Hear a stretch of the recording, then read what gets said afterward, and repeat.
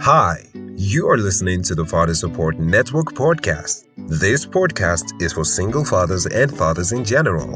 On this podcast, we educate, inform, guide, encourage, and help fathers navigate the complex challenges of maintaining contact and healthy relationships with their children after separation or divorce. Your host is Dr. Michael Uwangba. Michael Uwangba is a father of three who successfully fought for the right of his children to have their father in their lives.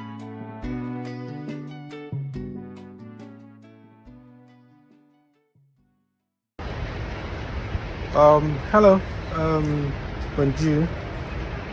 That's about little French that I can speak. I'm here, sat here at the Eiffel Tower. You can see the tower is just right in front of me. I've only got about like a short trip to Paris on business. I would try and go on the tower the next time I've got a longer stay. But I've just decided to just come walk the grounds and shoot this little video before my talk in the next couple of hours. So behind me is just a little lake. It's a nice lake. It's nice. There's a beautiful spring morning here in Paris. So what do I want to talk about today? I want to talk about how to deal with your ex when your ex is trying to turn your child against you. So I've just got three points to make. There are definitely more points, but I'll just stick to three. So number one, where there is misinformation or deliberate disinformation to your child, or when your ex looks to get to you through your child by providing distorted accounts of events, try to put you in a negative light. How do you deal with that, especially when you have younger kids? In my experience, what I've learned is that you can't control what the other person does, but you can definitely control how you react to it. So I'll say how you deal with that is to, where possible, there are times where you don't have to really do more depending on the age of the child, but I think you need to counter that narrative, correct that narrative without putting down your ex. It is important that you do not become the person you're trying to correct. So countering that, presenting, if possible, presenting the correct account of things without providing facts and evidence, without necessarily putting down your ex or speaking ill about them in front of the child. Trust me, it's it can be counteractive when you try to do that. Children don't want to be put in the middle of fighting couples or ex-couples. Now the other point, which is very crucial, this is the main point. It's before I come to that point, let me talk about the second point, which is if possible, maintain a cordial relationship with your ex, especially in the presence of your child or children. It might be difficult. Emotions are charged in these situations, and you could face a situation where your ex is abusing you, talking at you, calling you names in front of the kids, bringing up all kinds of drama, and the kids are witnessing that. Why that is bad? Your reaction also could either escalate or de-escalate the situation.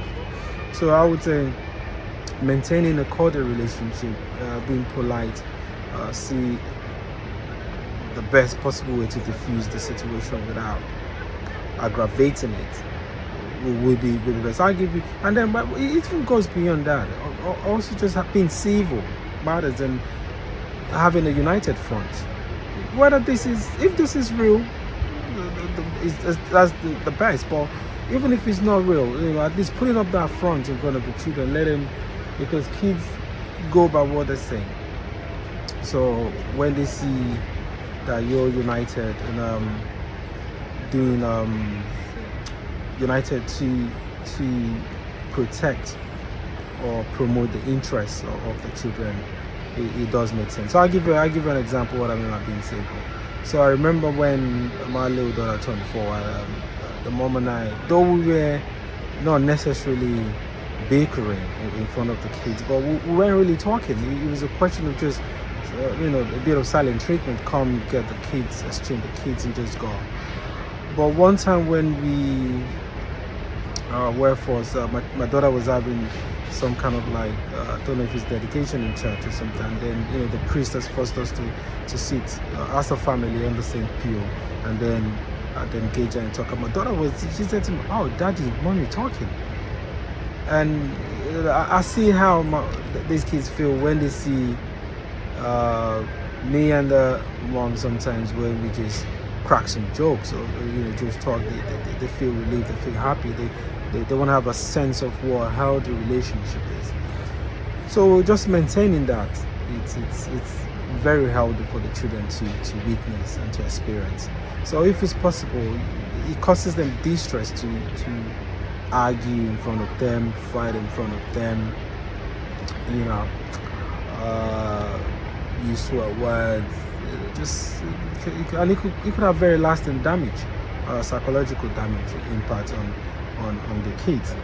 So lastly, and very, very important, this is the most important, the best way you can counter when your ex is trying to draw a wedge between you and your kids or poison the kids' mind is to be present in the kid's life.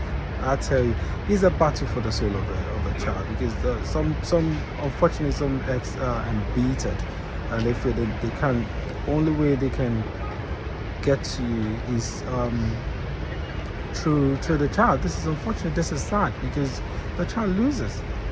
And eventually the child also, when the child wakes up to the reality, and it might, in most cases it's usually too late when the child is grown, and then the child sees all the charades, sees all the lies, the child ends up losing twice, because the child then may have lost the love and care of a father, and then the child again now loses the other parent, loses the trust and that relationship, because that relationship has been built on a kind of like false foundation. So just being present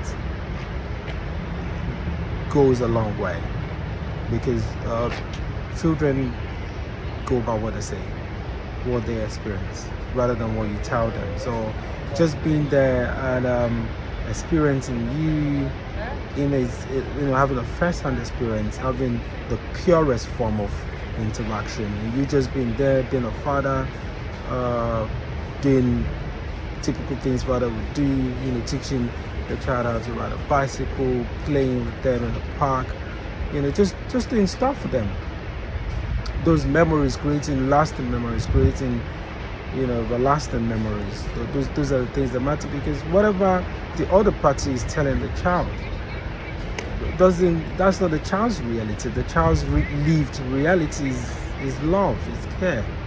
So that is the only way you can respond to hate, especially in this situation, by being in your child's life and doing what you need to. You might be wondering how this thing's coming in a subtle way. You could be in a situation whereby you say, "Oh, your dad don't do this. Your dad is an evil person. Your dad creates all these false accusations, or lay all these false accusations, or trying to just make the child just draw a wedge." It's sickening. It's sickening to what the intentions of these people are. But by and large, yes, be present in your child's life, and that way we can save the family, save our children from such horrible psychological experience. So, let me just take a little walk around this Eiffel Tower, enjoy the free access to the Esplanade and the garden, and then be able to get back to my hotel, check out and prepare for have lunch with my colleague, and then prepare for my talk. For now, bonjour again, and see you another time. Bye.